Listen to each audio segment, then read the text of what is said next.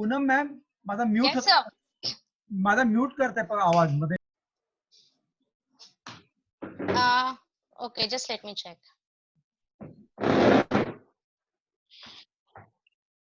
I can hear you. Okay, Carry on. It's clear. Okay, I'll continue. I'm sorry for interruption. I take this opportunity to express my gratitude to all trustees of Modern Education Society, especially to Dr. Manohar Sanap and our principal, Dr. Venkat Raghavan. They always give support to all our departmental activities. I thank Dr. Poonam Ponde for taking initiative and coordinating this event successfully. I also thank Dr. Neha Sharma for her talk and Mr. Amol Goze from Society for Data Science for providing the hosting platform for this webinar. And last but certainly not least, I thank you all for taking part in this webinar. I request Dr. Poonam Ponde to take over. Thank you once again. Finally, you all stay home and stay safe. Bye. Thank you, Nimka sir. I am your coordinator for this webinar. I am Dr. Poonam Ponde from the Department of Computer Science at Nauroji Wadia College. And today I am privileged to introduce our expert speaker for this webinar, Dr. Neha Sharma. Currently, she is working with TCS, and she is also the founder secretary of the Society for Data Science, which has graciously hosted this webinar for today. Prior to this, Neha has worked as a director of the Zeal Institute of Business Administration, Computer Applications and Research, Pune, and also as a deputy director of Padma Shri D.Y. Patil Institute. Sorry? Padma Shri D.Y. Patil Institute of Computer Applications, Akurdi. She is a PhD holder from IIT ISM Dhanbad and has received the Best Thesis Award for her research. She is a senior IEEE member with distinguished academic and research achievements to her credit. Her passion for data science has led her to founding the Society for Data Science, which is a national level organization. We are very glad, ma'am, that you have accepted our invitation to conduct this webinar for the benefit of our faculty members and our postgraduate students. So without taking any more time, I request you to commence the session. And to all the participants, I thank you again for joining this webinar. I request you again to please mute your microphones and switch off your video to have an uninterrupted audio-visual experience during this session.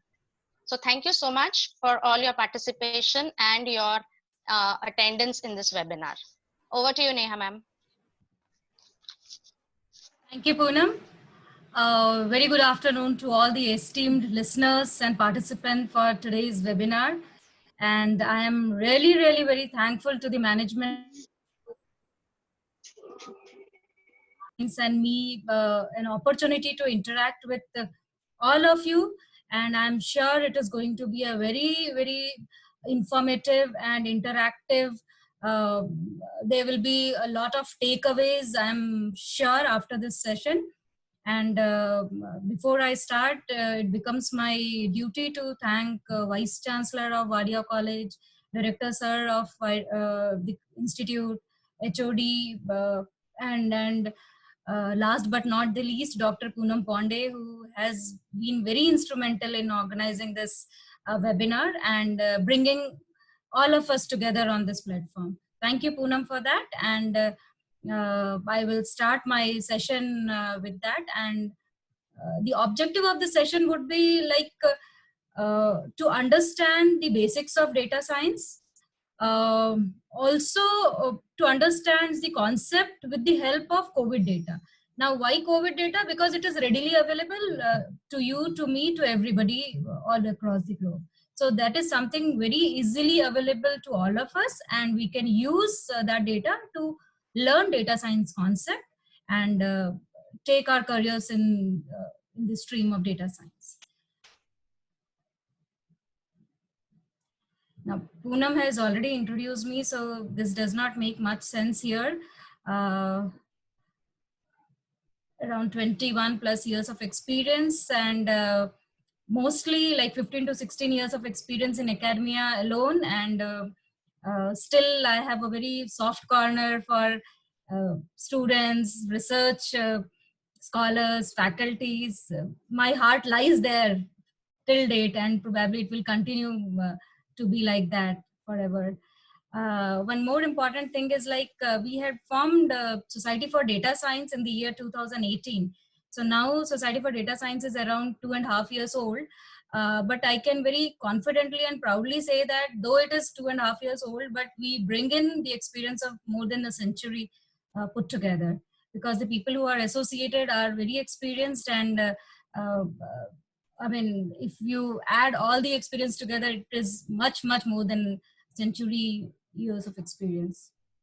Couple of publications and couple of awards to prove the credibility of my work.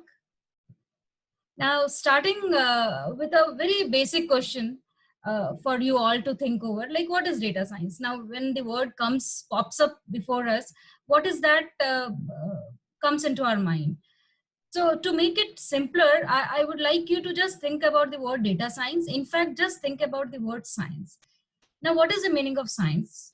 Is to understand the structure and behavior of anything. It can be behavior, it can be medical uh, vertical, it can be healthcare, it can be anything, you know. So whatever you take, if you study the structure and behavior of that particular vertical or stream, that becomes the science, you know. And when we say data science, it's the study of structure and behavior of data, right? Now here I would like to share a survey with you, which was conducted in the year 2006. Now the survey goes like this. The objective was to find out top 10 leading companies of the world. Now the result of the survey was like there were 5 energy companies and 1 IT company, right? And that 1 IT company was none other than Microsoft. So it was a very alarming situation for all the IT companies there way back in 2006. So they all must have started working, probably must be trying to be there in the top league players. And this similar survey was done in the year 2016. Now the result of this survey, which was conducted after 1 decade, which is not a very big time, the result was totally reverse. You know, now there were 5 IT companies and 1 energy company. Now, what did these 5 IT companies do in just a small span of time, in just a blink of eye? What did they do? So basically, they knew that they have something with them, which is known as data, which is profusely available to them in their data warehouse or in their databases. So they made use of it, applied some data science, applied some innovation, did some experimentation with that, and ensured that they are in the top league player at the global level. Not only that, there was an interview taken by ex-CEO of Google, Mr. Eric Schmidt, and he said, and this interview is again of 2016, 4 years back. So he said, like, right from the beginning of the humanity till 2016, the amount of data which we have generated is around 5 exabytes. You know, that's quite a big amount of data. Whereas in 2016, for every 2 days, we are generating that much of data. So the data which was generated almost in couple of decades, it is being generated in 2 days. And now probably we have got around more than 3 zettabytes of data. And the prediction says that by 2025, we will have 180 plus around 200 zettabytes of data. And believe me, that's a huge, huge data to work on and to be utilized in a right manner, you know. So we are sitting with a big pool of resource. Unless until it is utilized efficiently, probably the result will not come. And rightly said, we are in the 4th paradigm of science, which is data science, because we are surrounded by data. I mean, I normally say it like this, like as you are surrounded by oxygen, you are also surrounded by data, you know. And I mean it, you know, you just that you can't see oxygen, whereas you can see, touch, feel, and you can use data. That's it. That's the difference. So the amount of data around you is so much. It's not only with the industry, it's not only with a select set of people, it is with each one of us. Now it's our perspective how to use it efficiently for our own self, for our organization, for the benefit of humanity, society. So it depends on our approach in handling that. Now, one more thing I think it is essential to be shared with you at this point of time is like till 2010, we were struggling how to store the data. We were generating the data because of the advancement of technology. The data was getting generated, but we were struggling how to store the data. Thanks to the infrastructure provided by Hadoop and similar framework, we are now successfully in a position to store it efficiently in a distributed manner on the cloud. And not only we are able to store it, we are able to fetch it also, retrieve it also with same efficiency. So till 2010, the struggle was how to store the data. With Hadoop and similar kind of framework, we could actually overcome that, right? Then the focus from how to store shifted to how to process it. Now, believe me, we are in such a blessed situation that we have all the technologies to generate the data, to process the data, to extract the data, and to analyze it also. You know, so now it's the approach, attitude, intent to of all of us to use it in an effective manner. So the definition to start with goes like this. The formal definition goes like this. Data science is something which helps us in gaining insight into the data through computation, statistics, and visualization. But I would like to add a little bit to it right at the beginning and also to the end. Computation, statistics, and visualization is the core part of it, but the complete ecosystem of data science starts from generation of the data, extraction of the data, preparation of the data, ensuring the data is right, stored at right location, then perform computation, then perform statistical modeling, have visualization of all your results, and give the insight to it, right? Share the insight of it.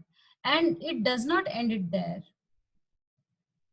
Unless and until you use that insight for the benefit of your business, for the benefit of your organization, for benefit of academia, for benefit of individual society, it is all useless. So the story and the lifeline of data science, or the ecosystem of data science, starts with the birth of data till the time it is utilized efficiently, effectively in the benefit of everybody, is the complete ecosystem of data science.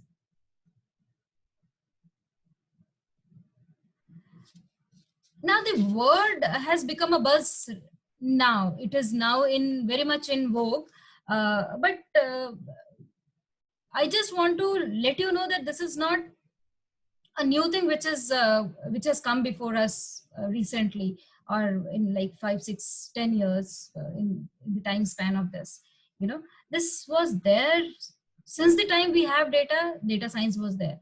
The only thing is it was known or called with some different name. Just to show you how old and how strong is the journey. In the year 1935, R.A. Fisher came up with the literature with the name The Design of Experiment, wherein he highlighted the concept of ANOVA, that is analysis of variance. Variance between two groups. What is the variance between two groups? What is the variance within the group? So all those things were read and were seen by everybody way back then in 1935, right? Almost a century back. Then in 1939, W.E. Deming came with the concept of quality control, wherein he highlighted that data is very critical part, crucial part of any analysis. So it is very essential that sample should be very good, right? The sample or the data which you are going to use for your work should be very good and correct, accurate. Then in 1958, Peter Lunn came with business intelligence concept, wherein he proposed the concept of indexing and other stuff like that. In 1977, there was a concept of exploratory data analysis given by Turkey. Now, exploratory data analysis, just by the name itself, it means that it helps you in exploring the data. Now, data in itself will not tell you the story that, see, this is hidden in me. There has to be some tool mechanism to tell all of us that, see, this is what is the data, and this is what is hidden in it, and this is what it this information is embedded in. That is what is the exploratory data analysis. Now, in 1989, Howard came up with again with the concept of business intelligence, but now with the modern proponent of business intelligence. Then 1997, a very popular book was proposed by or written by Tom on machine learning, and till date that book is very popular, you know, a bestseller and a best read for anybody who wants to pursue his career or wants to learn machine learning. In 1996, Google was launched by Larry Page and Sergey Brin, and all of us, we know that this was the outcome of their PhD research work which they did in Stanford University. In 2007, there was a literature on fourth paradigm. Just now I told you that data science is the fourth paradigm. First was theoretical science, second was empirical, third one was computational, and fourth is data science. So this book highlighted about the potential and power of data science, and also basically highlighted if it is not used, probably it is not of any use to save them. In 2009, there was a book by Peter on unreasonable effectiveness of data. He basically highlighted the use of simple model over complex model. He was a basically he wanted to propose that simple model with lots of data gives better results than a complex model itself. Then 2010, there was again a book on data deluge, which also once again highlighted that we have lots of data and it has got lots of potential to change the entire ecosystem, entire business ecosystem. So data science has been there since the time we have data. So it's not a new thing. That is something which we have to understand. Of course, it's a buzzword, but it is not new. It has been there since long. Now, who is data scientist? Of course, the person who works in the field of data science, who works with data, is a data scientist, right? Let's look at the definition which is given by Josh. He says a data scientist is someone who knows more statistics than a computer scientist and more computer science than a statistician. Basically, he should be knowing statistics as well as computer science both. Whereas Shlomo says that data scientist is someone who is a statistician also, programmer also, coach, storyteller, artist. So basically he is just little less than a god, you know, he knows everything. He has to be good at programming, he should be knowing statistics, he should also be able to coach, he should be able to narrate the story which has been told by the data, I mean, which is embedded in the data itself. And he should be artist because he should be able to present himself in a very interesting way. So that's the reason I said data scientist is just a little less than a god because he is equipped with everything, you know. So just a pick to tell you what all data scientist should be knowing is maths and statistics, programming, database, visualization, communication, domain knowledge, soft skills, everything. But as I told you, I want to emphasize on it once again that this is not new. Neither the field data science is new, nor the word data scientist is new. There's lots of confusion created because of the evolution itself. Let's look at the confusion which has been created. There are two confusions rather. The first confusion is created by the evolution of this industry itself. So 25 years back, they were statistician, and what they were responsible for was for gathering and cleaning the data, applying the statistical method on the data. But with time, the data also grew and the technology also was improved a lot. and they started extracting some pattern from the data, right? So this was 25 years back. Now 20 years back, we had a term known as data mining specialist, and what they were doing, same thing, gathering and cleaning the data, applying statistical method to data. Data as usual, as a habit was growing, technology as a habit was growing, and they were also extracting few patterns, and not only extracting few patterns, there were few new models also which were developed, and because of which the prediction, the forecasting was more accurate by then. Now 10 years back, there was a terminology very popular in industry, was predictive analytics specialist. What they were doing, they were also gathering and cleaning the data, applying statistical method to data, extracting pattern from the data, and performing more accurate forecasting or prediction. So same thing. So what I can tell you with confidence is, like, your work scope is getting increased, but the basic work, that is knowing good statistics, never was compromised. You know, that is the core of being data scientist, being data mining specialist, being predictive analytics specialist, or anybody. So anybody who is working with data should be good at statistics. That is something which is undeniable. So I think by now you are convinced that it's the evolution which has created lots of confusion, and it is nothing new. Business world always would throw a new term to be there in the market, to show the world that there's something new, very novel has been given to the customers and to the public. So this is just the outcome of that, and data scientists were there, just it's just that they had some different name and they have lesser scope. The second confusion, which is again very interesting, is created by HR managers. Right now, HR managers are non-technical people. Right?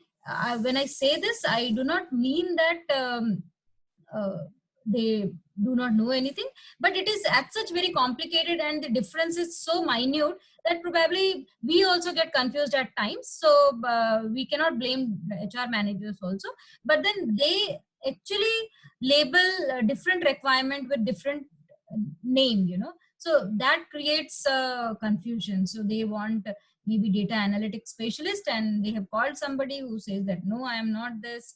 Likewise, there is a difference between the requirement and the people who are being invited for interview or for the recruitment. So interesting, no? So we have to understand where all we have been dodged because of this word game and the evolution. Knowing everything, if we proceed, probably we will have a better footage. Now moving ahead, whatever we say, but it is exciting. Why it is exciting? There are again two reasons, and these two reasons are from my perspective, right? And I'm sure you all will agree with that as well. First thing which excites you is the job. Anything which can give you a job and which can give you higher salary. And data science field has got potential for both the things. It has got lot many jobs, as shown by this report by PwC. And it has got potential to give you offer you a higher salary, because of the analytics and because of the results, because of the outcomes inside, the companies are also going to do better. So when they do better, they will pay you better. It's that simple. It's not that just because you are a data scientist you have privilege. It's because the company is doing well because of you on board, and hence you are paid more. It's directly related. And second reason for excitement is because of its use case. There is no vertical where data science is not. Right from route optimization to traffic control to satellite, then everything. I mean, you name a vertical and data science can be used. I mean, if I have to put it across in a simple word, wherever there's data science is there. Where it is school, or it can be scientific exploration department. Right. So I will be discussing few use cases just to make you understand. I was told that the participants of this group are like from various discipline. So just to bring you all to the same level of understanding. So I'm just sharing a couple of use cases to tell you how exciting use case can be, right? And for a couple of you, it might be a repetition also. You must have read it, studied it somewhere, but just be there with me. So first exciting use case is Google Flu Trend. And in fact, this is one of the first few applications or use cases of data science, which was read, studied, and shared, you know. So Google Flu Trend is nothing but a web service which was created by google.com. And the idea was to aggregate all the queries which are fired by people asking for a particular flu. So they aggregated all the queries and tried to predict what are the chances that a particular geographic location can have an outbreak of a particular type of flu, right? And believe me, because of this, they could predict it much before the CDC could do. Now, CDC is Center of Disease Control, which every country, every nation has to keep a log of all the diseases which are happening or which are being identified there in their country, and predicting also with the help of that data, predicting what are the chances that that particular flu or disease can be there in their country by what time, right? So they could do it. I mean, Google web service could do it much faster than what the department dedicated for that could do it. And this is only because of the power of data science which they applied, right?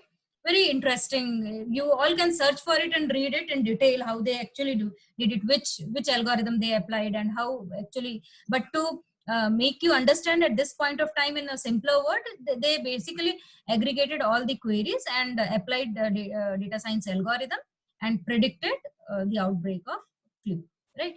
The second interesting example is the US election.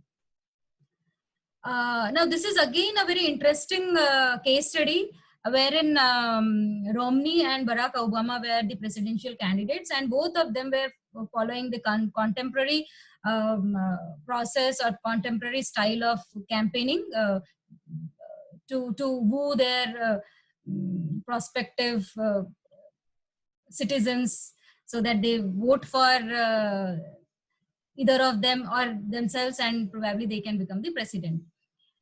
But something which Barack Obama did indifferent, which Romney was not aware of, is appointed a data science team.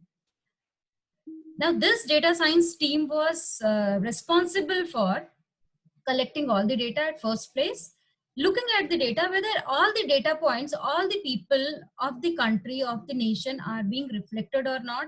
So it is not just the data which has to be looked in, it has to be matched with the real thing also. Now, after doing all this exercise, they realized that there was many citizens whose data was not reflected in the data set. So they updated their own data set, right?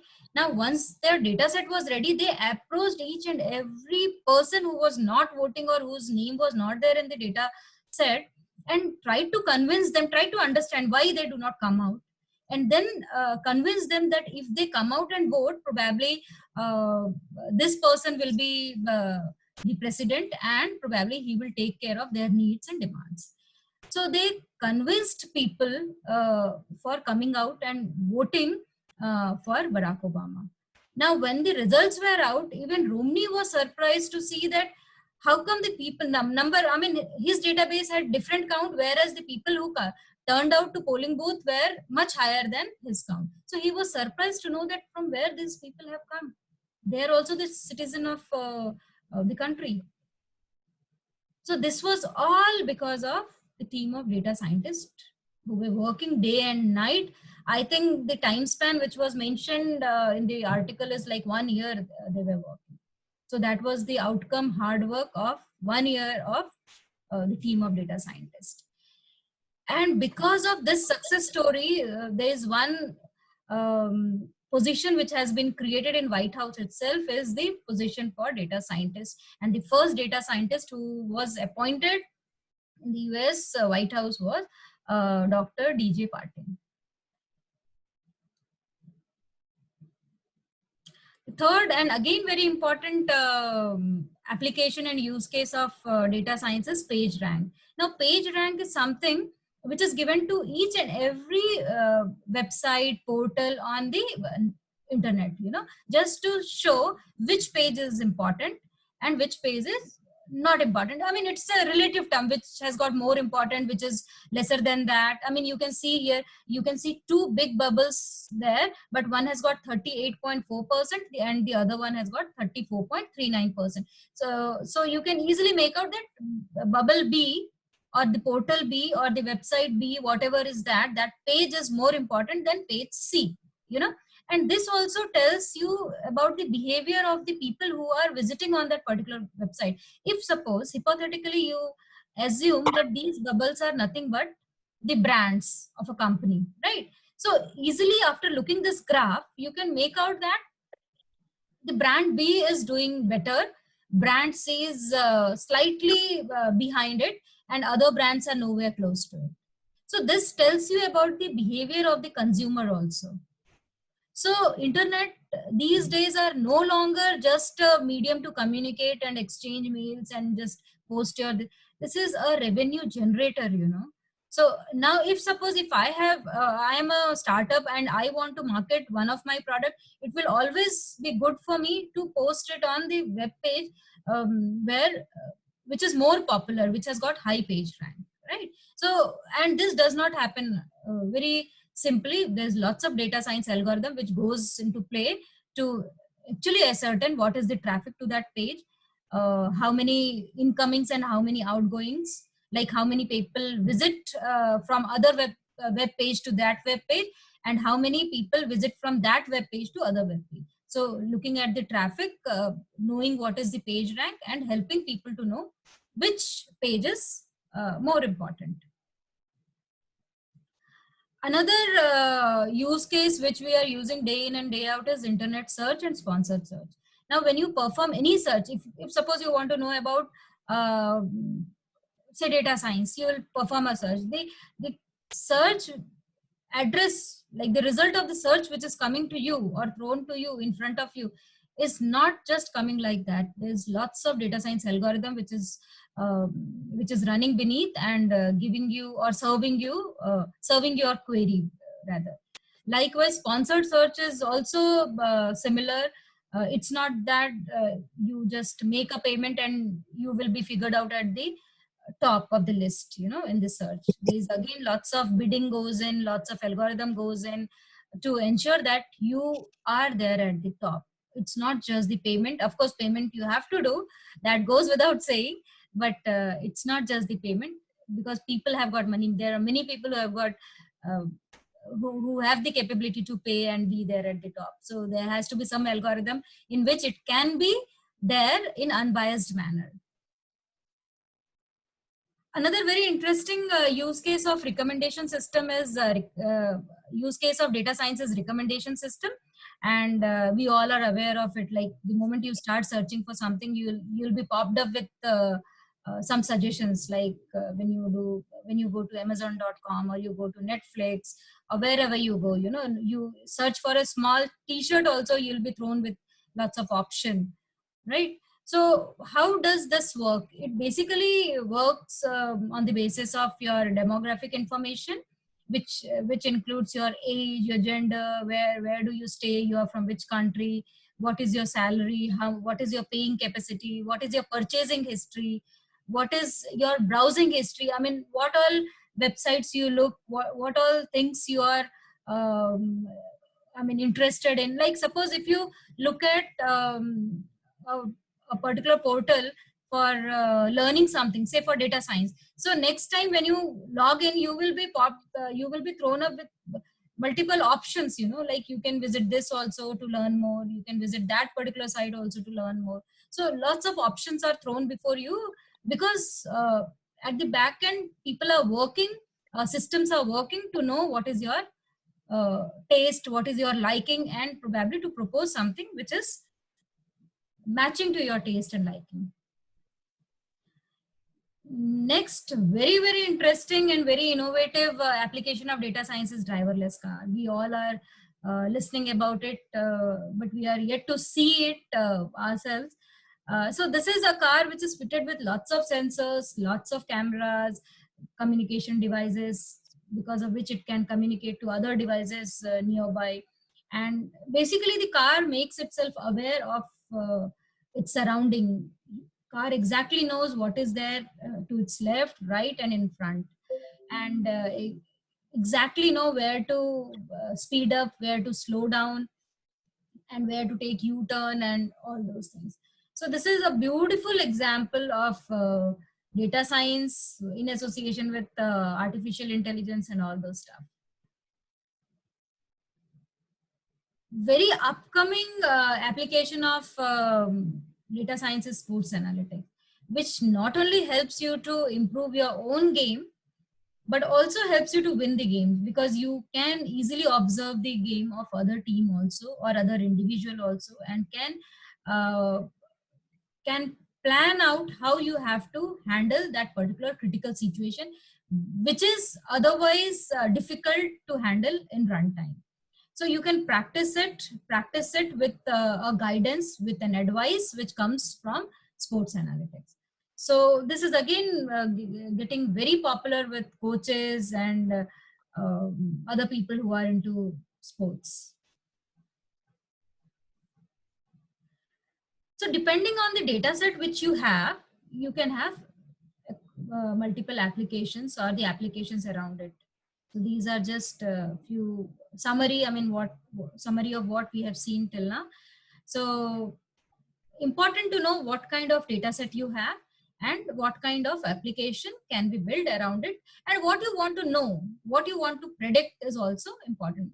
So having your objective very clear is important at first place. Understanding the domain is important at the beginning of the work which you start.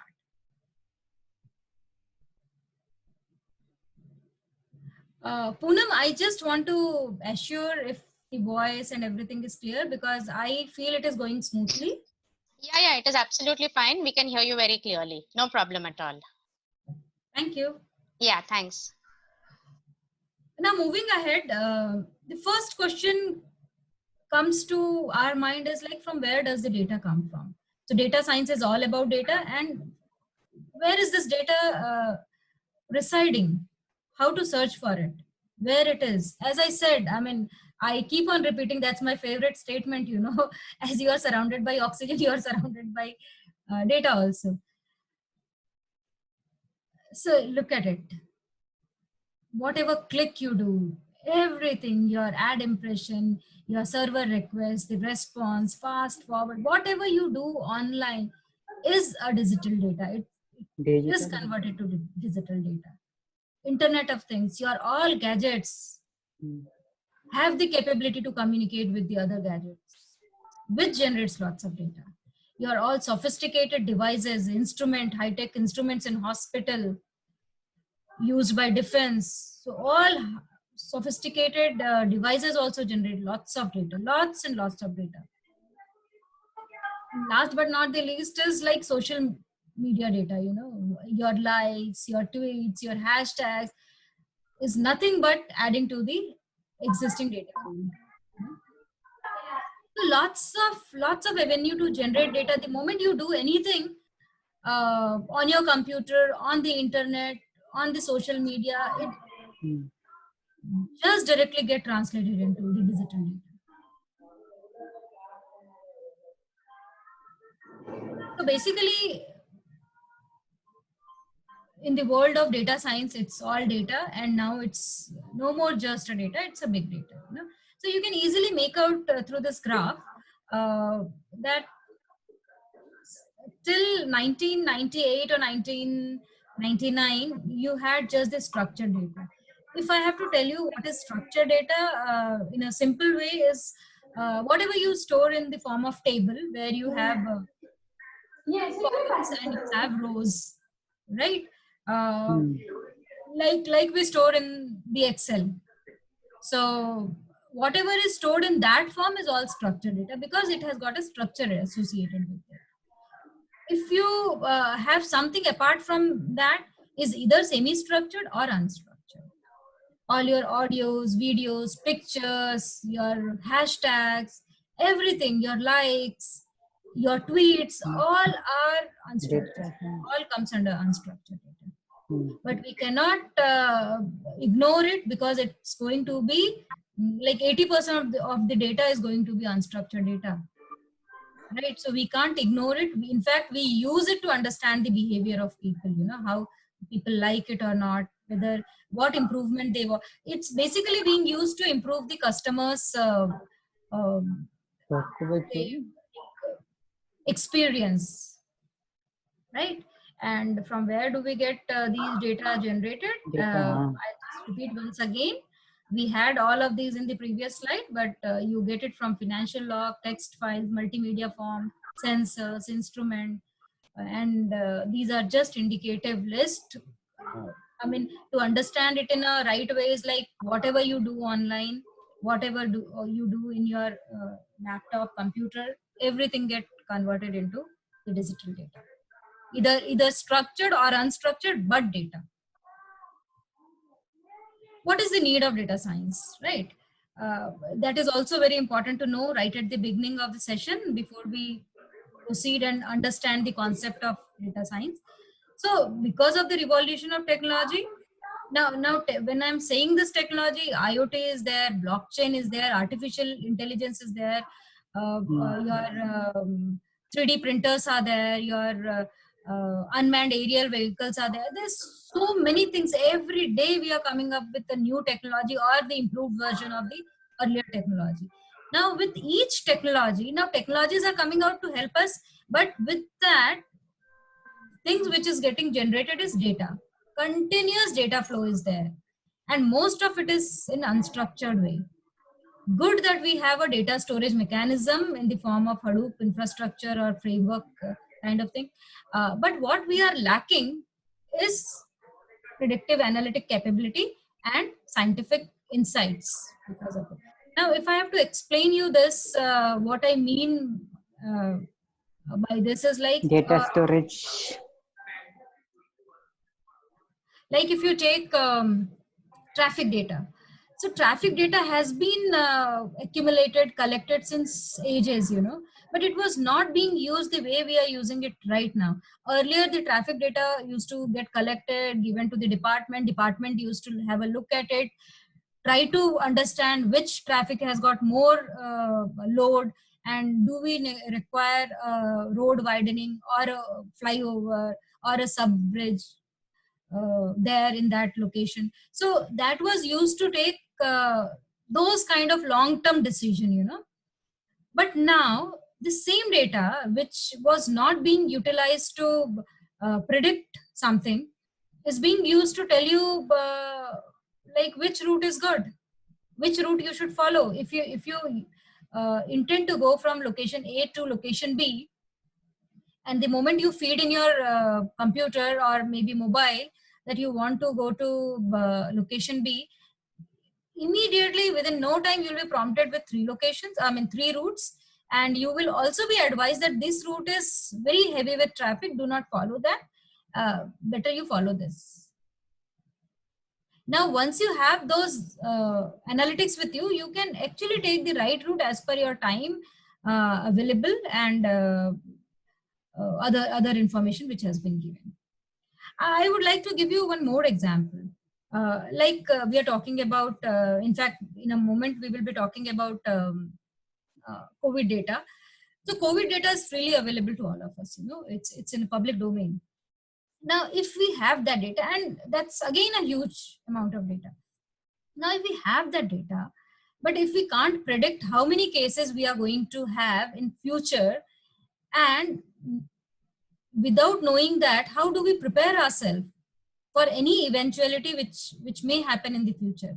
So if you have the data, it is prudent to have the capability to have a predictive analytics done on that data and to get some insights so that you are capable to make the decision, you are capable to make the prediction, and you are also getting a different pattern which helps you to take some decision actually, right? It gives you some insight.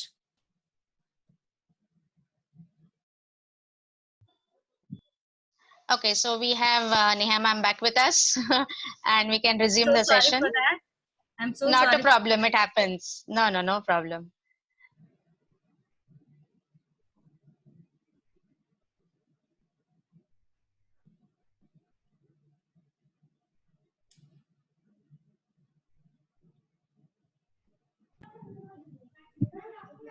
Hello. Yeah. So when the data which you have allows you to take some decision, make some prediction, and gives you some pattern which will help you again to take some decision, that is the point when you can say that you are. We are not able to hear you, Neha. Hello. Hello. Yeah, better. Yes, Hello? you're audible. Yeah. Yeah. So that is what is the need of data science. Like the basic thing is you have the data. If you do not do anything with it, which will help you to take some decision or make some prediction or find out some different pattern in the data, it's of no use of having it. And that is what is the main need of the data science at this point of time, because we have lots of data with us available. Just the same concept with a different perspective. So like in olden days, like maybe a decade or half back, what we had was just the structured data. And if suppose, I mean, if I have to explain you with an example, like suppose the data which was available with a bank, say for example, SBI, right? So SBI has got many branches. Each branch used to maintain its own structured data in the form of tables. But at the central headquarter, basically, SBI would have their own collated data. Now, to have that collated data at one place together of all the branches, they need a larger infrastructure, which was known as data warehouse. Now, data warehouse is again a structured data set, right? But larger and bigger in size. So basically in those days, we used to store the data in structured form and collate the data in a larger infrastructure, which was known as data warehouse.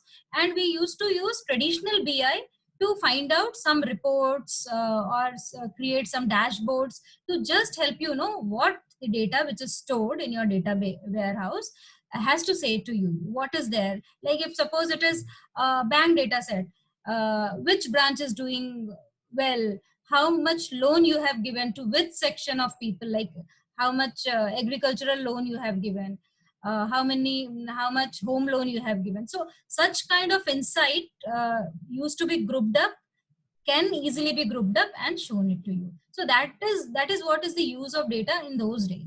But now scenario has absolutely changed. Along with structured data, you also have unstructured data. You are also having the infrastructure in the form of Hadoop framework to store the big data.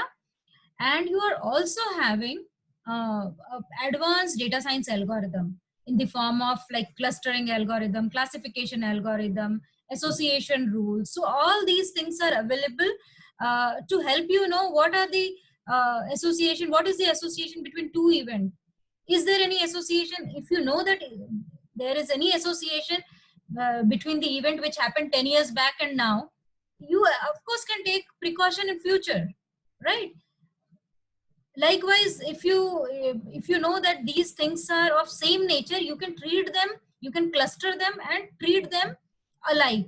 Instead of looking at it in different way, you can group all similar things together and treat them in a similar fashion. And also prediction is the most common thing which we are looking for.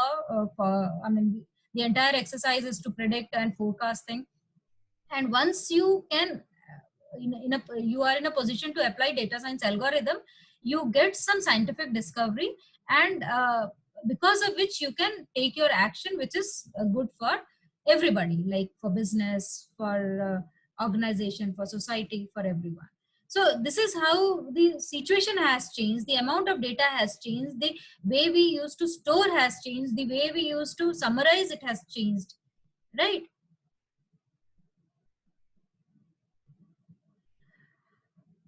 So this is a buzzword we all know. This is very exciting. This is attracting all of us. Let's try to look into it from a businessman's perspective, right? Now he is a businessman. Now he has started a business with an idea to earn revenue, to generate revenue, wealth, right? But while he is doing that, along with the funds, along with the money, along with the wealth, he is also generating data, right? And he's like clueless about it, does not know what it is holding in itself, what information it has. So he wants to know basically what is there in, and to know it, he appoints a data team. Now data team will accumulate all the data from various locations and put together in one place, right? And it is not as simple as I have told you. Like, it is a very, very Herculean task to identify the location where you will have data, then bring it to one place, and then to see that all are merged in very seamless manner to give you some insight, right? So very critical role a data team has to play, right, at the first place. Then comes the business intelligence team, which takes that data set and tries to present it in the form of dashboards, reports, right? So that you can understand it in a better way, in a graphical way, in a pictorial way, which is more comprehensive to understand. Then comes the data science team. So now when your understanding of data set is clear, then you are in a position to apply some algorithm, be it classification, clustering, association, whatever you want to do, whichever algorithm you want to apply depending on your data set, right? That is applied, a model is created, and then with the help of the model, you can maybe predict the future, right? So the journey is like, you have a data set created by data team, then comes the business intelligence team, and then comes the data science team, right? So business intelligence team can be named differently when in different organization. So when it is in company, corporate sector, they are called business intelligence team. In research field, it will be called exploratory analysis team. So depending on the situation and the place and the team which is working on it, it is named accordingly. But all of them essentially are doing the same job. So there are many words in the business dictionary, and by now, a couple of them: data team, big data team, business intelligence data. So basically here, after in couple of slides, I would like you to know what is the difference between analysis and analytics. Now, this is a common mistake which is being done by many senior people also. The fundamental difference between these two terms, first thing, are they same? You can start thinking in your own mind, are these things same? Analysis and analytics same?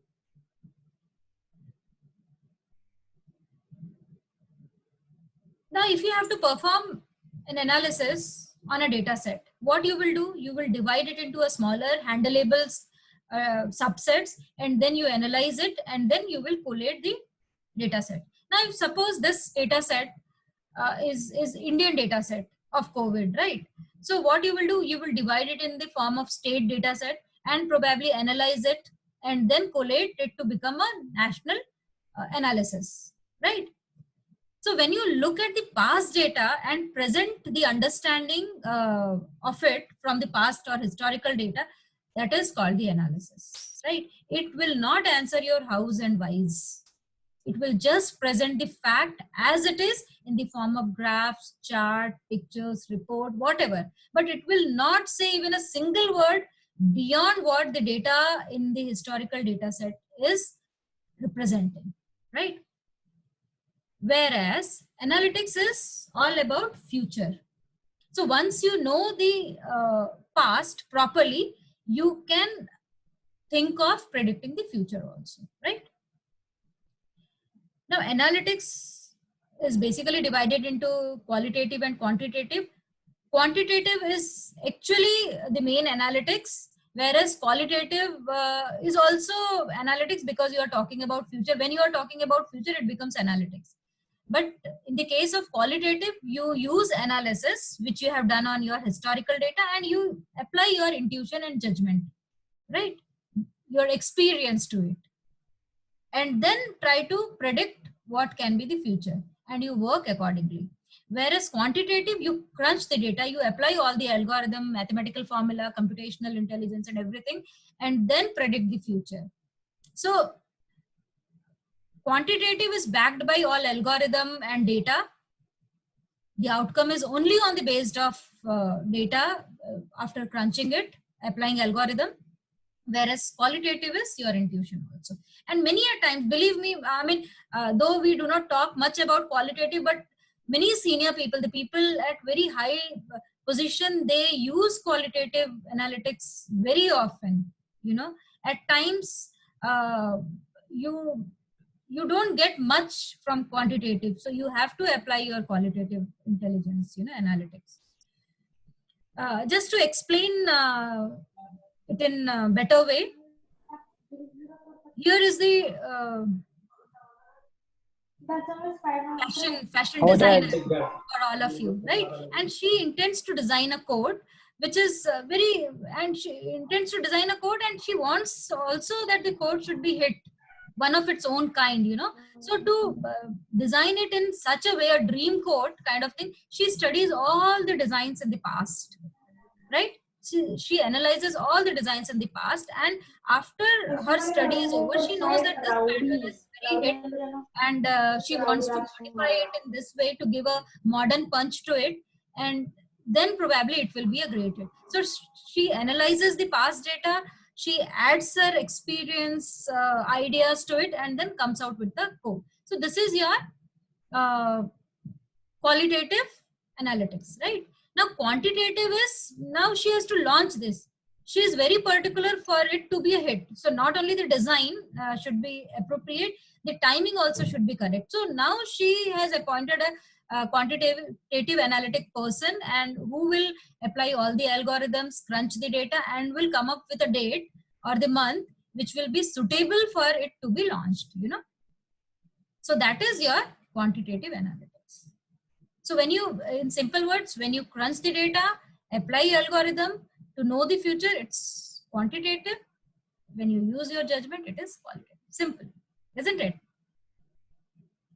So first and the foremost doubt you should take away from your mind is analysis is not analytics. Hereafter, if you talk to people, you can be careful about it, and you can correct the person in front of you also regarding this, with a bit of confidence also. Now let me tell you, before we go to understand the concept of data science with the help of COVID data, let me tell you the complete ecosystem at a glance. So the data science ecosystem will have data essentially and data science as another part of it, right? Data will have traditional data and big data. Now traditional data is structured data, and big data is structured as well as your unstructured, semi-structured, everything, right? The data is needed at the beginning of your analysis. We know this by now. Whereas you perform data science once you have data in place, right? So data science tools can be statistical tools, mathematical tools, programming tools, problem solving tools, and data management tools. So everything is the toolkit of your data science. Data science will have three parts. Business intelligence. Now business intelligence is analysis basically. You can call it business intelligence, you can call it simple analysis, you can call it exploratory analysis, you can call it descriptive analysis. Whatever you call, you are doing the same thing. Depending on the context, you name it differently, but it is all indicating to the same methodology which you are going to apply to the data, right? Then you have traditional methods where you apply your advanced statistical method and machine learning.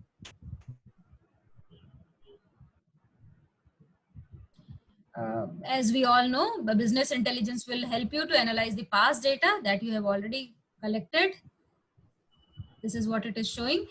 Anything before that orange dotted line which you see on your screen indicates the past, and everything to your to the right of that dotted line, orange dotted line, indicates the future, right? So as I just said. So both traditional methods and machine learning, both are doing the same thing. Both are predicting the future, you know. The only difference is traditional method use the advanced statistical methods like regression, logistic regression, then clustering, all those things, right? Machine learning is supervised learning and unsupervised learning.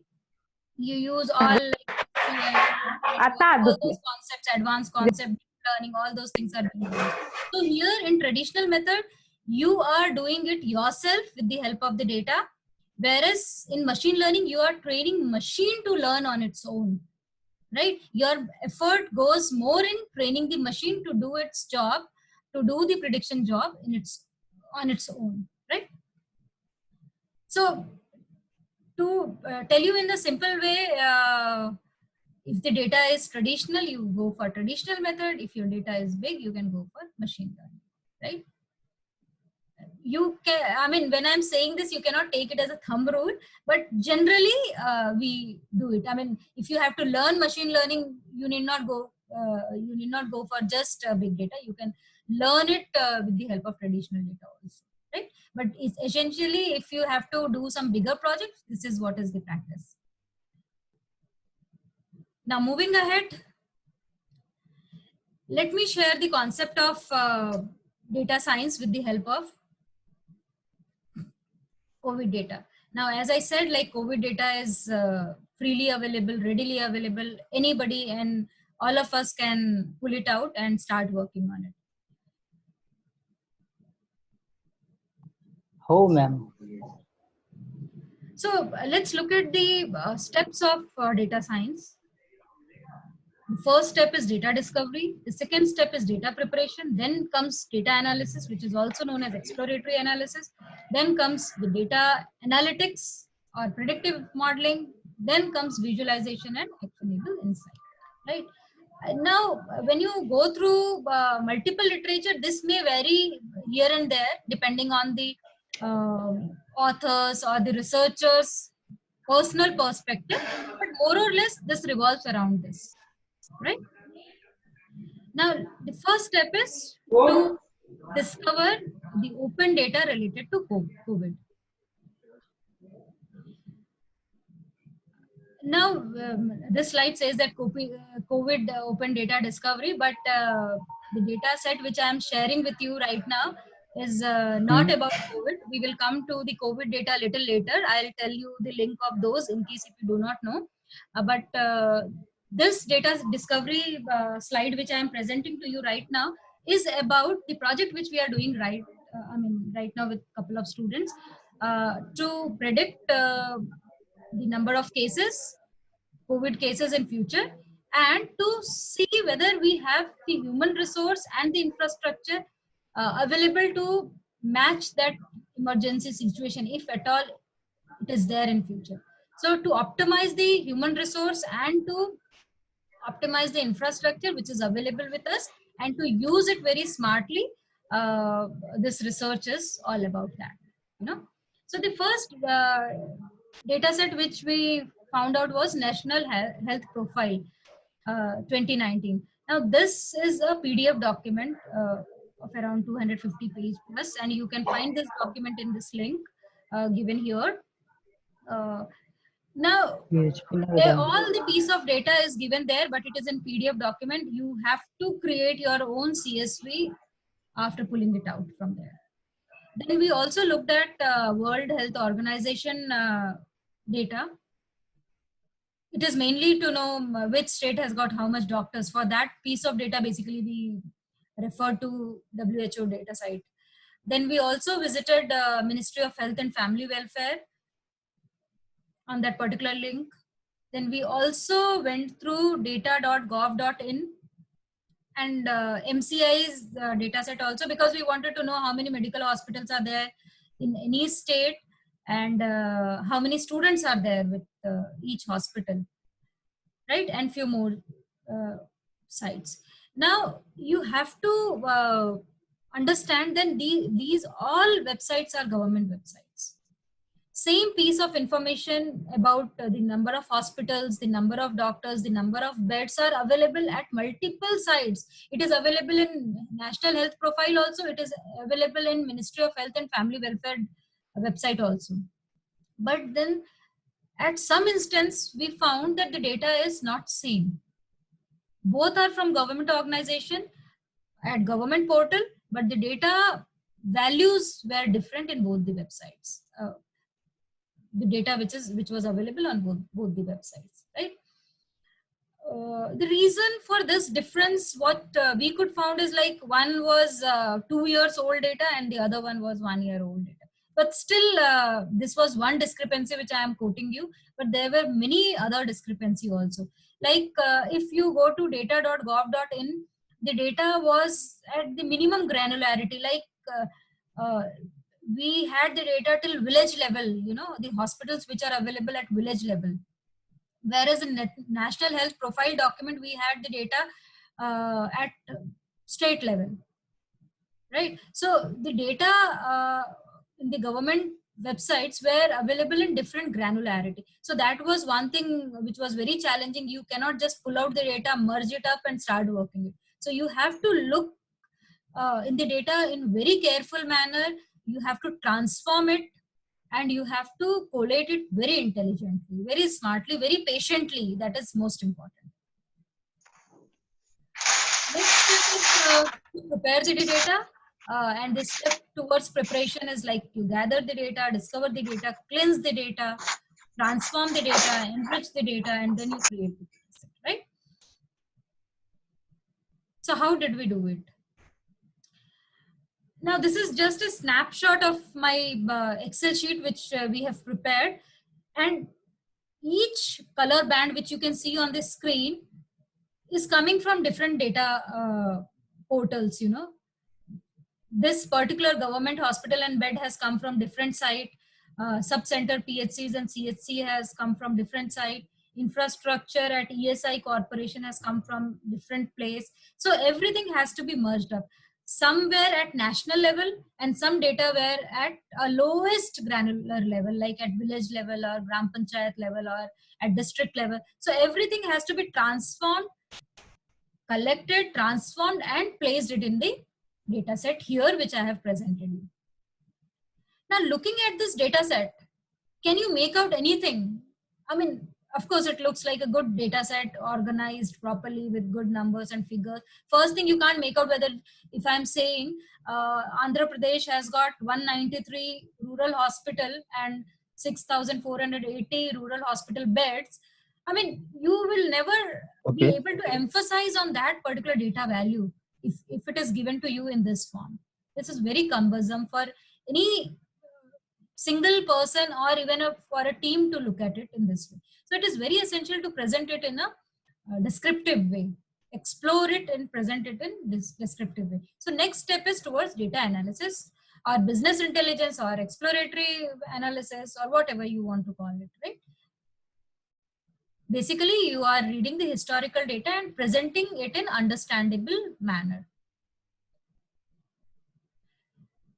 So we have taken the data specifically for the state of Maharashtra because we all can relate to the data with our own state. And here comes the data related to COVID. Now, Worldometer, this link, the first link is from Worldometer, where you can get the global data countrywide. And the next one is COVID-19 India.org. And the third one is mygov.in. Now, out of all these three links which I have shared with you, only the third one is from the government website.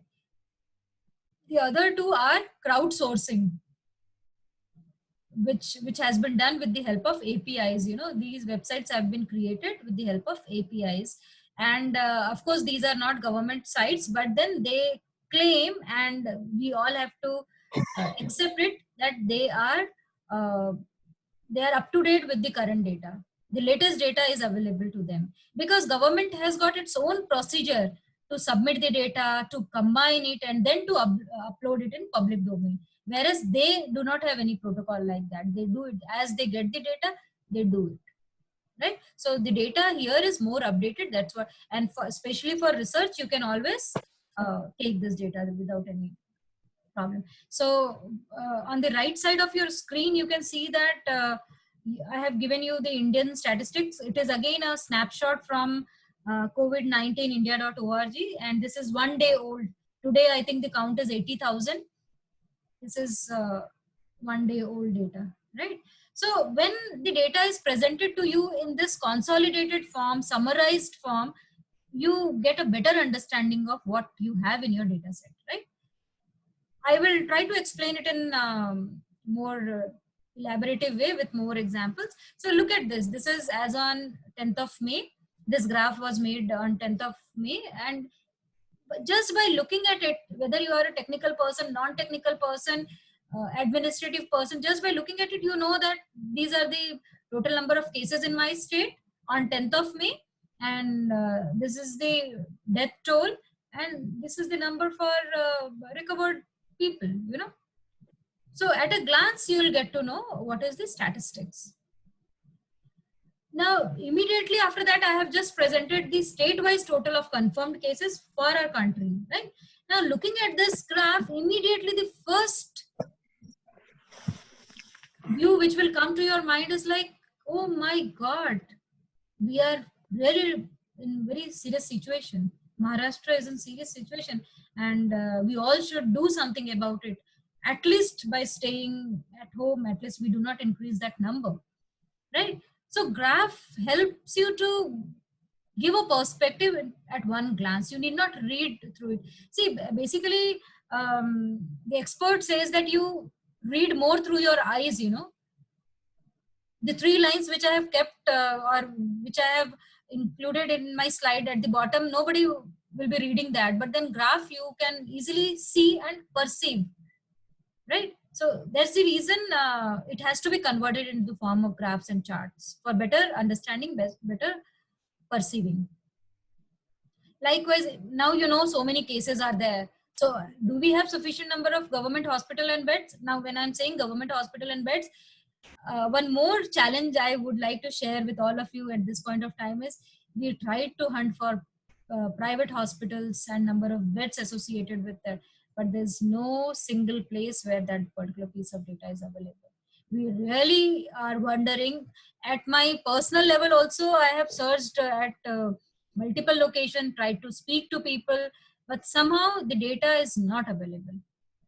Now look at it, how much there's need of data scientists, people who are willing to work with the data, people who like to work with the data. There's dearth of people because the important, I mean, at this point of time, if you want to know how many government hospitals and beds are there in your state, there's no statistics available. At least the statistics which will give you right insight, it's not available. So that's a food for thought for all of you. Can go scrape and try to find out. And in case if you get something, please do share with me also. So this slide gives you how many rural hospitals are there and how many beds are associated with those rural hospital, government hospital, of course, and how many urban hospitals are there and how many number of beds are there. So this gives you a comfort level that, okay, these many numbers are there. So we can manage till this stage. Beyond that, probably we'll have to take help from other states, maybe neighboring states, right? Now, this I wanted to show you for our national statistics regarding the government hospital and beds. So look at, just focus on Maharashtra. Maharashtra, if we see, we have 0.46 beds per 1,000 people, whereas the other end, Nagar Haveli has got 1.47, Goa has got 2.07. So knowing this will help you that in case of emergency, where you have to look to, Telangana is slightly better than us. Karnataka is better than us. Right? So this gives you complete perspective about government hospital and beds in India. Medical college, you might, as a data scientist or the person who is working with the COVID data and want to be well prepared for the case of emergency, which might happen in future. So you might want to know that how many medical colleges are there in your state. So the moment hospitals are not enough, you can go to medical college hospitals and maybe use it, right? Our healthcare system is basically is organized in the form of hierarchy, which has got sub-centers at the bottom. Poonam, I just want to assure if my voice is clear.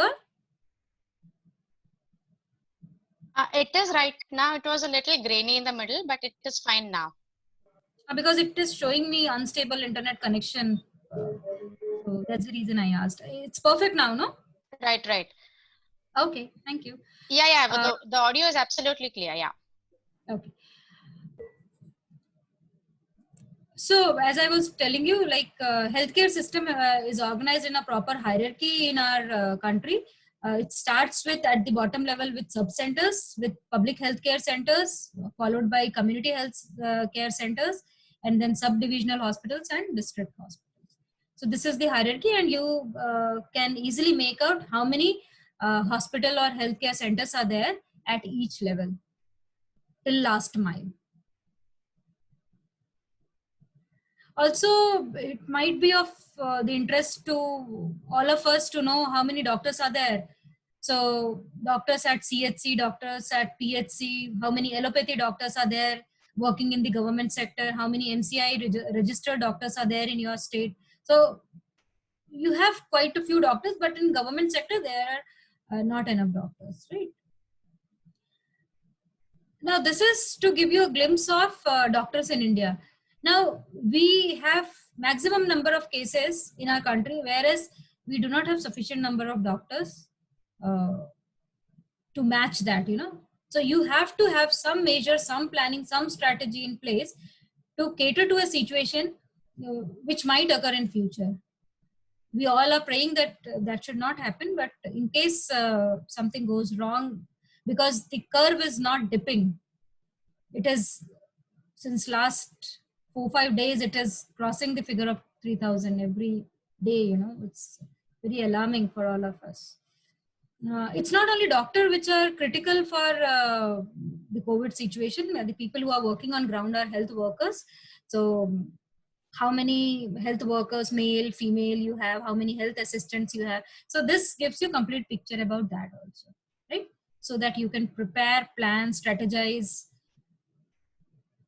Apart from allopathy doctor, you also have other type of doctor, like they are called Ayush doctors, the doctors who are practicing Ayurveda, Unani, homeopathy, all those things, right? So better to have a record of that, understand how many are there and in which area.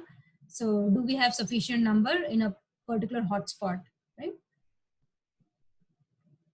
Now this slide I have intentionally kept to give you an overview of what is the morbidity situation which was recorded in 2018 and what is the mortality rate, right? And here if you have to look at morbidity is like what all diseases were reported, you know. You can easily see that acute respiratory infection is like 69.47 people reported with acute respiratory infection. Now, the importance of this piece of information is like people with respiratory infection are more prone to this virus, coronavirus, right? So it is guidelines or advisory to them that they better be quarantined, be at home, don't venture out, because they are already compromised with one morbidity condition, you know, so they should not venture out. So such piece of information will give us some guidelines, some advice, so how to act in future, right? So that's the reason it is very important to explore your data before you perform your analytics. you know what is there in your data set, right? In fact, if you look at this graph also to your right, the maximum number of deaths are also because of that. So it's very, very important that people with respiratory infection or respiratory problem take extra care of themselves. Now, once we have done our exploratory data analysis, we know what is there in our data set. We pretty well understand what those numbers speaks, and we can safely move towards creating our data analytic model, right? Predictive model. Now, how do we do that? If I have to tell you in a very simple way, you take a historic data, apply some algorithm. There are so many algorithms, whichever you feel is appropriate, you apply that, create a model. So for any new situation, you run past through that new data and you can get the prediction. So you create the model for, because you have the data till today, you know, so you will build a model till today. So, and you are interested in knowing what will be the count on 30th. So you will run that model for 30th. You will count how many n, how many number of days and all this, and then you will get the prediction, right? So I'm just presenting you two models which are created by students themselves. Basically, these two models are the outcome of the contest which we had conducted last month on 30th of April, basically. And the problem statement which was given to them was like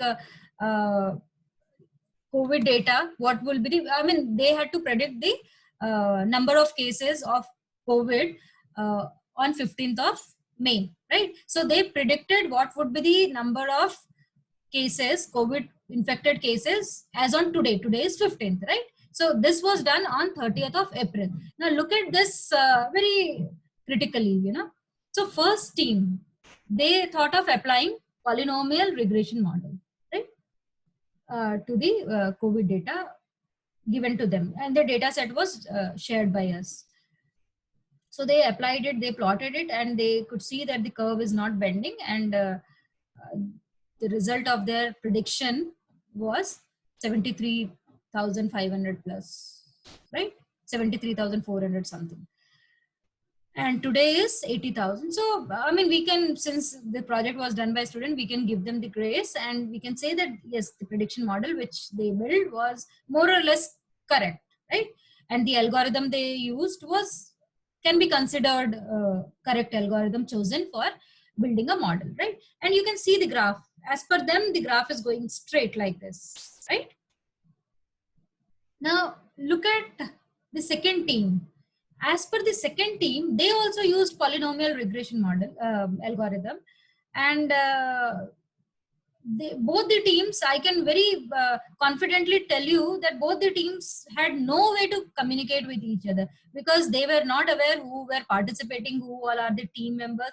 So nobody was knowing who is the other participant. So there was no reason for them to communicate and come to a particular algorithm and apply that algorithm. So independently, both the teams felt that polynomial regression algorithm would be the appropriate, and they applied, right? Now this team had predicted 508 cases, which is grossly wrong. So while I was interviewing them on 8th of May, I just asked this question to them. Why 508? How is that possible? Because the count on that day was around 16,000 or 1,600 or something new cases that day, and he's saying 508. So I said, like, on 8th it is 1,500. How can you expect that by 15th it will be 508? So he said, Madam, we studied a couple of countries graph like South Korea and Germany. So their graph immediately dropped down after lockdown. That happens with South Korea, that happens with Germany, and a couple of more countries. So their graph of new cases were like sigmoid, S-shaped. So it goes flat and then rises, and immediately after lockdown, the graph went stable, right? So they thought on 30th of April, they thought that from 1st of May, there is a lockdown and it will be observed very seriously, and then that might bring down the number of cases. So they followed that sigmoid curve, right? and because of which the count which has come is 508.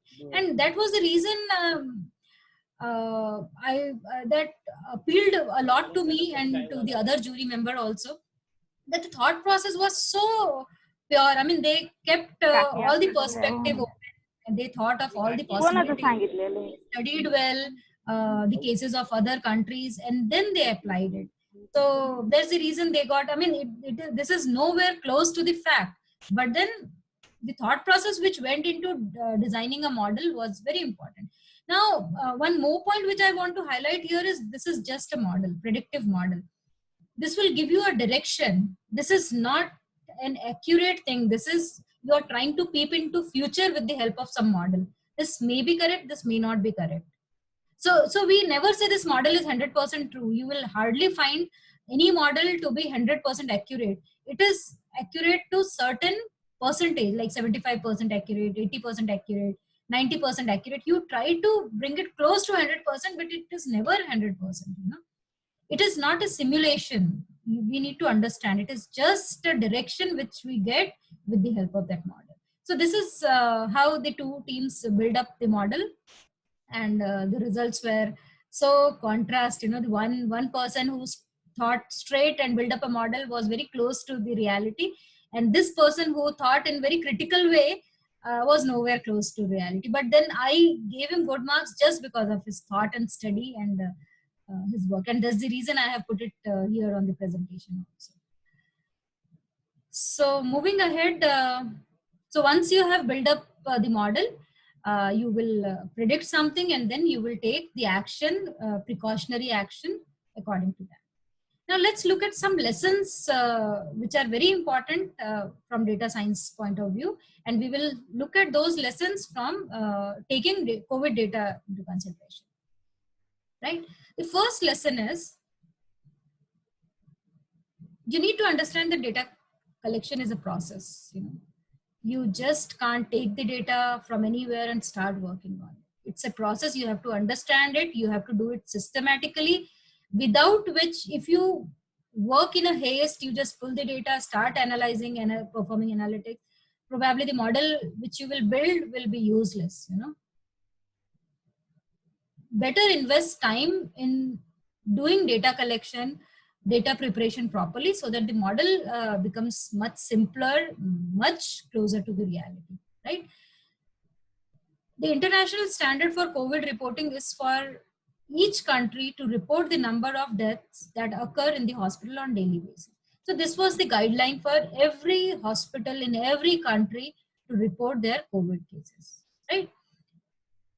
Like we see, this is how the COVID cases were reported in United States. This is how it is reported in Italy, right? This is how it was reported in France. Can you see a pattern? I'm sure you must be seeing. There is a spike and there's a low immediately after that, right? So it's an identical pattern which has been observed when you start collecting data. So when you look at those patterns, you have to be little inquisitive about it and try to find out what is it, why it is so periodic and so systematic. What is it? Now let's try to understand that periodicity in the data with the help of the data from UK, right? So it is observed that there is a big drop every Sunday and Monday. It looks very amazing, very systematic. So you need to understand what is it, why it is so, right? So this is really interesting finding that might have huge implication on your model. So you can't just ignore it and start building up a model just because you have a data, right? So basically after understanding it, trying to read it, trying to find out why it has happened, it was realized that it's a fake data. It's just a representation of the data which was submitted and reported, right? So there was a fault in reporting. Now the fault was, you have to understand why was the fault. The fault was because on weekends, the number of manpower is usually reduced to half, but number of cases never reduced. So it is very, very difficult for less number of manpower to actually prepare the report and submit to the authorities, right? So what they used to do, they used to either submit the previous day's report, which is incomplete, right? Or they do underreporting, whatever they could gather it till that point of time. Because it is mandatory to submit, they will submit something. So either it is incomplete or it is underreported. So both are wrong. Both are a wrong representation of the data. So it is very essential to understand that what is being recorded, whether the data which is recorded is right or wrong. So whatever you are going to collect is going to create a strong pattern in data. And right at first place, it is very essential for everybody who is into data science domain to know what is the pattern. Is there any pattern? If there is no pattern, there is no problem. If there is a pattern, you have to look into why when the cases are going up in a smooth form, why there's a sudden dip. Is the medical facility improved? Is there any vaccination which has come? What we have changed? Is there any lockdown which has been observed very religiously? So you have to have answer of all these doubts before you start building up a model, right? That is very, very essential. So here in this case, it's a fake reporting, fake cycle. The cases were not less. It is just the less reporting, incomplete reporting, underreporting. The lesson 2 is to know the outliers. You know, the moment you see the outliers, it is very essential for you to investigate. Look at the graph of China, daily reporting graph of China. So looking at it, I mean, anybody can say like, what has happened on 12th of February? Why it is so up? Either it's a problem of reporting or typo error, recording, or there's something something happened on that day which has increased the number, which has reflected in increasing the number. What has happened? Right? So it is very essential to investigate whether the data which is reported is right or wrong, especially the outliers, right?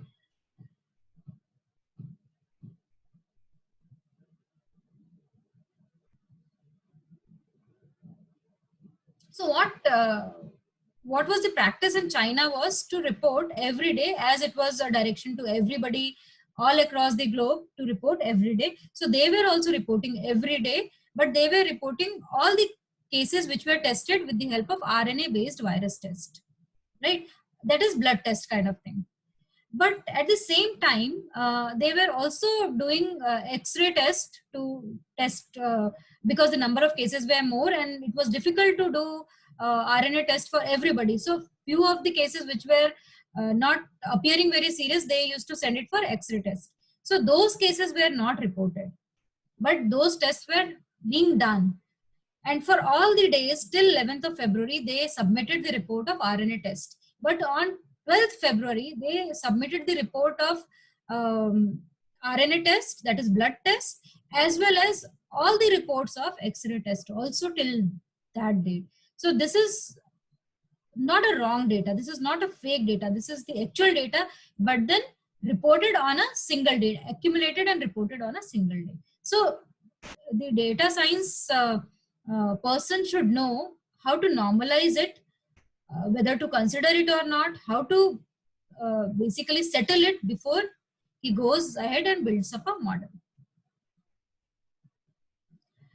Armed with that information, you can decide how to treat your outlier, but you would never know if you didn't look at the data carefully before you start your model. So it is very essential to look at your data very carefully, to have answers for all your doubts before you start modeling. Third and important lesson is normalize your data, especially when you're working with geographical data. It is very essential to normalize it. Now look at this figure of London Borough, wherein you can see like all the boroughs are with different colors. lighter the color, it's less grave, and darker the color, it is treated as more grave. Now, if suppose two places have 300 cases, right? But at one place, it's a small village with 500 people, and the other place have got 8 million people. So is the gravity same? No. The village with 500 population where 300 are infected is more grave a place than the city which has got 8 million people and 300 cases are there. So you have to understand that fact, and you cannot just color it or name it just because of the number of cases, right? So how do you do that? I have just told you. So I would like to bring your attention to two boroughs. One is Croydon. Look at the bottom of your screen. There is one borough named Croydon, and just above that you have got Southwark. Both are in same color, right? Now, Southwark is heavily dense, whereas Croydon is larger in area, whereas not too much of density, population density is there. So you cannot say that if the number of count at Southwark and Croydon are same, they are equally grave or serious state to be considered, right? So what you have to do, you have to normalize it. How will you normalize it? You will take the number of count and divide it by the number of population. That will give the occurrence of the cases, you know. Now, after doing that, what you see that Southwark is still dark, whereas Croydon is not that dark. Now, this gives you the actual picture where your attention and focus should be in the case of emergency. So the authorities can easily make out that, yes, they have to pay more attention to Southwark. If they have to seal their border, they should move the travel and transport to and fro Southwark. So their focus from which was initially on Croydon and Southwark both has focused and concentrated on Southwark alone, right? So it's very essential to normalize before you go ahead. Last lesson is you have to be very suspicious about the result. Whatever hard work you do in building the model, you have to check, keep on checking your data again and model again and again. Now, when I'm saying this, I'm not trying to belittle the effort of data scientists who have put in lots of effort to build up a model, but anything can go wrong by accident also. So you have to be very careful before you publish your model, before you share the results of your model with anybody. Now with this COVID situation, everybody is into prediction, you know, everybody is trying to predict something. So there is an agency by name Institute of Health Metrics and Evaluation, and they are few companies, amongst the few companies who have started predicting at the beginning itself. So as per their prediction, they say like the total number of deaths would be around 60,000 in US, right? This is how their prediction is graphically represented. So the solid line till 10th of April, not 10th of April, yeah, 4th of, 10th of April is the actual cases, and the dotted lines are all predicted cases, right? So they are saying that their lower confidence value is 31,220, whereas upper case can be 1,26,431. So they are saying by August 4th, the total number of cases in USA would be 60,415. Now this is a snapshot of number of cases in USA, which I have taken yesterday. So yesterday it was 85,000, it must be more by now.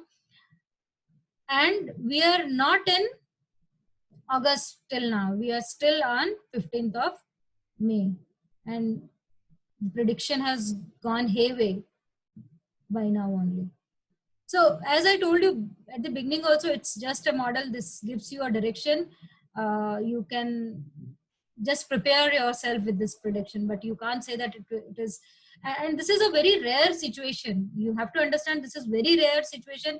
We have never faced, all of us who are attending this webinar, none of us, we have seen this in our lifetime. So this is very rare situation for which the prediction is being done. People are trying to do it. So doesn't matter if it does not work, fine. But it gives you a direction, of course. Now they did the similar kind of prediction for UK also. And for UK, this is more of surprise. For UK, they predicted like 66,314 cases in August, right? And look at the band which they have given, confidence band which they have shown, 55,000 to 79,000, right? Now, at first place, if you are a data science person or if you are a layman also, you will understand that UK is much smaller than USA in size, in population, everything. So how is that possible that USA will be having 60,000 cases whereas UK will have 66,000 cases? Let me show you what I have got it yesterday. So UK had just 33,000 cases, right? Which is nowhere close to what the prediction model has said. So it's, you have to consider the size of the country, the population, everything before you build up a model. You just can't go. So after realizing that, probably this company has modified their prediction model to increase the bandwidth.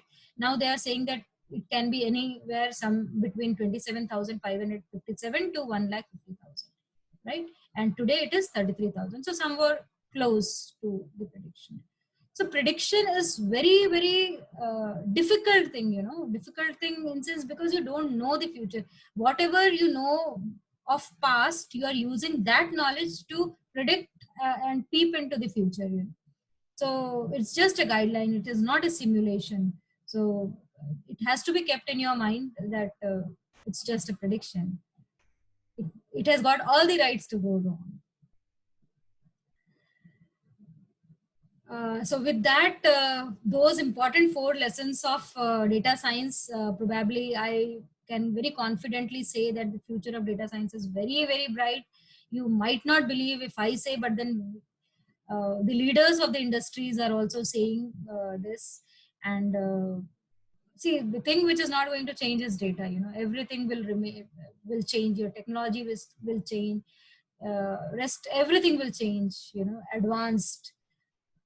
But something which will remain is the data. So you can innovate. There's sky is the limit for your innovation and creativity taking this data.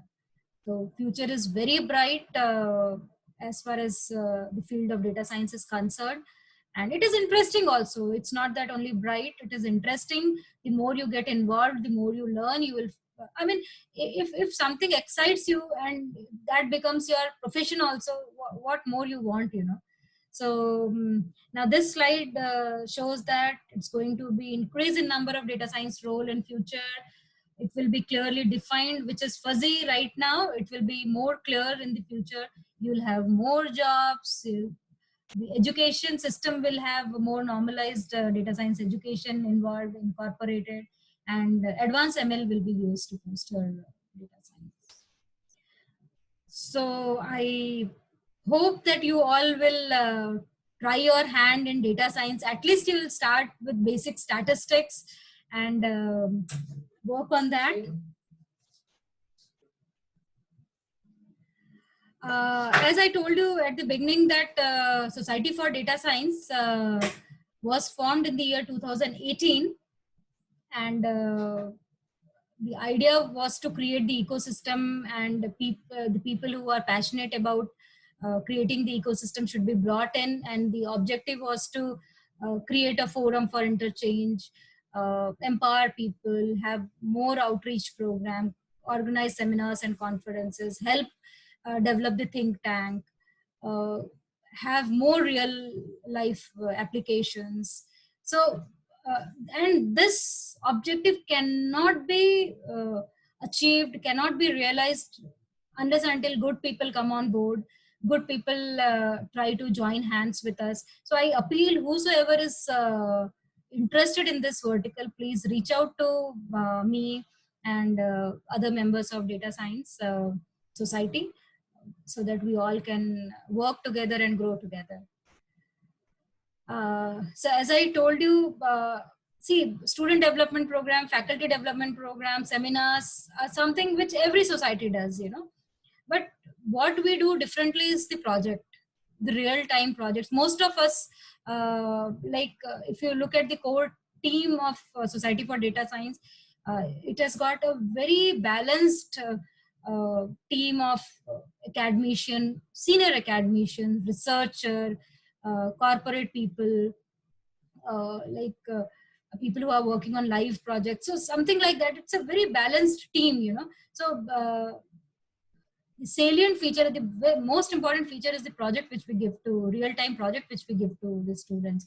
And all of them are like, I'm myself working with 5 teams, and all of them are working very enthusiastically. I mean, the teachers who complain, I mean, I was also a professor for around 16 years.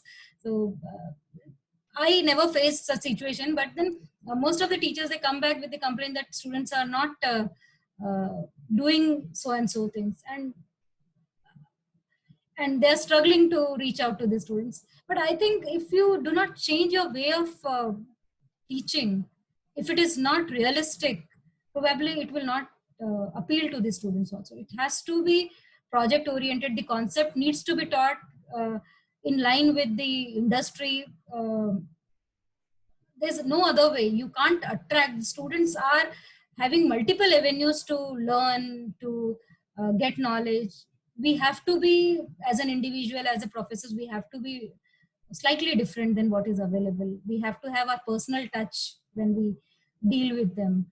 And I'm sure we all are trying to do that. And I'm sure we will have to do it, because in the situation like this is a difficult situation, We all are coming to a new platform, online platform, virtual platform to interact. So unless until we innovate with this situation, probably we all will be like obsolete, very soon. So, and which I personally never want. Teacher was important, is important, and will remain important for students ever. We have to find out how to innovate ourselves. The last piece of information which I want to give to all of you is like, Society for Data Science organize an annual conference every year. First 2 versions were done organized in Pune itself. Third one was in Malaysia. Fourth one was in Delhi, and fifth one is planned in Kolkata. So if you people are interested in writing papers, or you want to deliver some workshop, or maybe talk, or you want to get associated as a volunteer, please reach out to us. And here is a platform which can be explored and worked by all of us, So I hope I'll get more volunteers, because there's always dearth of good people, So with that, I thank you all for being so patient and listening and being on mute all without much of difference, much of disturbance. And you all can write to me on my mail ID, which is nvsharma@rediffmail.com. And you can also contact me over my phone whenever you feel like. Anything interesting will be of interest to me. Thank you. Thank you, dear Neha. It was indeed a very informative and engaging session. And I'm sure all the participants here have fresh and new insights into the data science domain. Yes, sure. Yes. Not only have you covered the entire ecosystem of data science, but you have also busted some of the common myths which people have related to this domain. And most importantly, we are also thankful that you have shared your experiences and research related to COVID-19 data that you have worked with. So with this, friends, we've come to an end of this webinar. As Dr. Neha has already mentioned, you can reach out to her in case of any queries. And from the organizers' end, we will be sharing the presentation and certificates with you soon. So we end this session here today. Stay home, stay safe, and thank you, everyone. Thank you. Thank you so much. Thank you so much. Thank you for joining. Thank you, ma'am. Thank you, ma'am. Thank you. Thank you, ma'am. Thank you so much, ma'am. Most welcome. Thank you so much for wonderful session. Thank you, ma'am. Bye, ma'am. Bye.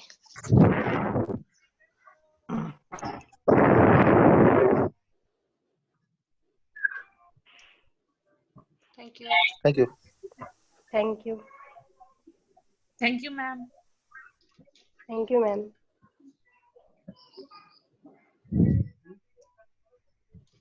Thank you, ma'am. Thank you, ma'am.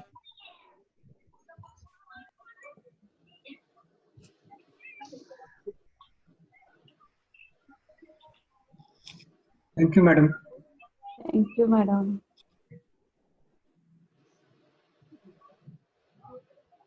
Thank you, ma'am. Thank you, ma'am. You are such a good professor.